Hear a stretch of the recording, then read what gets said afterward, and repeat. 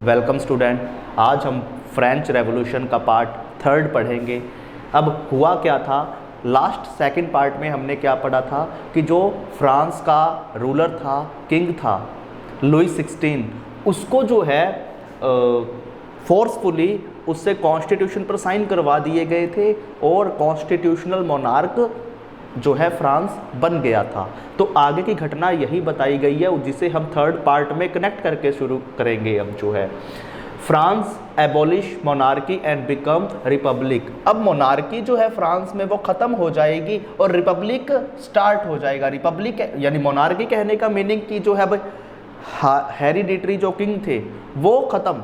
अब जो है फ्रांस रिपब्लिक होगा, मतलब कि वहाँ पर भी इलेक्शन होंगे, नेशनल असेंबली फॉर्म की जाएगी, असेंबली के मेंबर्स हैं वो किसी लीडर को इलेक्ट करेंगे। अब वो इलेक्टेड लीडर फ्रांस पर रूल करेगा, ऐसा जो है फ्रांस बनने जा रहा है। अब हुआ क्या, 1791 में फ्रांस जो है वो कॉन्स्टिट्यूशनल मोनार्क डिक्लेयर कर दिया जाता है, क्योंकि लुई 16 से ज़बरदस्ती जो है कॉन्स्टिट्यूशन पर साइन करवा दिए जाते हैं। लेकिन अब जो ये लुई 16 है ये मोनार्की को वापस लाना चाहता है। इसने जनता के प्रेशर में आकर साइन तो कर दिए कॉन्स्टिट्यूशन पर और कॉन्स्टिट्यूशनल मोनार्क बन गया, लेकिन ये चाहता है कि वापस से जो है मोनार्की आ जाए, वापस से जो ओल्ड मोनार्कियल ट्रेडिशन है वो वापस लाना चाहता है। इसलिए वो अपने पड़ोसी देश प्रूशिया, प्रेजेंट डे जर्मनी, उस समय प्रूशिया एक बहुत बड़ा रीजन था तो जर्मनी को प्रूशिया के नेम से जाना जाता था। तो प्रूशिया का जो किंग था, प्रूशिया के किंग से हेल्प लेता है लुईस 16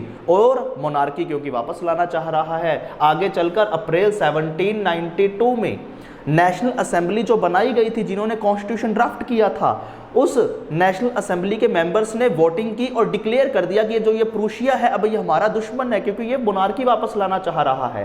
तो प्रूशिया और प्रूशिया के साथ साथ ऑस्ट्रिया भी जो है लुई 16 की हेल्प कर रहा था मोनार्की वापस लाने में फ्रांस में। तो प्रूशिया और ऑस्ट्रिया के खिलाफ जो है नेशनल असेंबली ने वॉर डिक्लेयर कर दी, कहा ये हमारे दुश्मन हैं। आगे चलकर अब जो ये रेवोल्यूशनरीज थे, ये रेवोल्यूशनरीज जो नेशनल असेंबली के मेंबर्स थे और जो थर्ड स्टेट्स के मेंबर्स थे, ये सारे जो है जब रास्ते में जा रहे हैं, वॉर के लिए निकल रहे हैं, उस समय ये एक गीत गा रहे थे, सॉन्ग गा रहे थे, मार्शिलेज। ये मार्शिलेज लिखा किसने था सॉन्ग? रोजर डी एल इसले करके जो व्यक्ति है, इसने ये सॉन्ग लिखा था और आगे चलकर जो है ये फ्रांस का नेशनल एंथम भी बनता है। इसके बाद अब जो है प्रूशिया, ऑस्ट्रिया, इनको भगा दिया गया, मोनार्की वापस नहीं लाई गई। फ्रांस रिपब्लिक हुआ और वो रिपब्लिक ही हो गया। रिपब्लिक बनने के बाद अब जो है फ्रांस में कौन रूल कर रहा था? फ्रांस में रूल करने के लिए जो व्यक्ति आएगा, मैक्सिमिलियन रॉबर्सपियर। अब मैक्सिमिलियन रॉबर्सपियर ये पॉपुलर व्यक्ति है क्योंकि इसने थर्ड स्टेट्स वाले मेंबर्स को बहुत सपोर्ट किया है।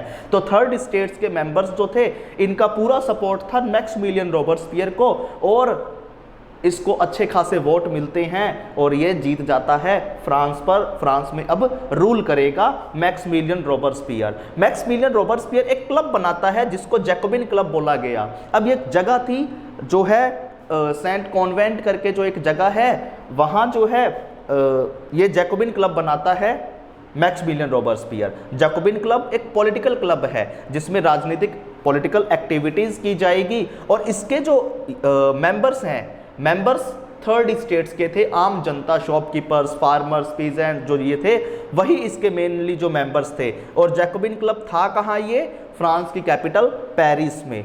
अब इन लोगों ने डिसाइड किया, हम उन नोबल्स की तरह जो है कपड़े नहीं पहनेंगे, हम लंबी धारियों वाली जो ये ट्राउजर्स हैं, पजामे जो हैं, जैसे वो कैदी पहनते हैं आज के समय, उस प्रकार के ये लॉन्ग स्ट्रिप्ड वाले ट्राउजर्स पहनते थे। साथ में ये नी ब्रिचेस पहनते थे जो घुटने तक वो जो लेदर का कवर किया हुआ जो बूट्स टाइप का होता है, नी ब्रिचेस, तो वो नी ब्रिचेस अवॉइड करते थे क्योंकि नी ब्रिचेस पहनते कौन थे? फ्रांस में, यूरोप में हम बात करें तो नोबल्स पहनते थे, वो अमीर वर्ग के लोग थे, वो नी ब्रिचेस पहनते थे। लेकिन इन्होंने कहा कि हम जो है देसी कपड़े पहनेंगे और जो ये नोबल्स वाले ड्रेसेस हैं, नी ब्रिचेस हैं, हम इसको अवॉइड करेंगे। और जो लोग नी ब्रिचेस नहीं पहन रहे थे उन लोगों को सैन क्लूटोज बोला गया है, सैन क्लूटोज ऐसे लोगों को बोला गया जो नी ब्रीचेस अवॉइड करते थे, नहीं पहनते थे, और साथ के साथ ये रेड कैप भी वियर करते थे, लाल जो है ये टोपी पहनते थे, जिससे ये लिबर्टी शो कर रही हैं। अब बहुत सारे सिंबल्स दिखा रखे हैं बुक में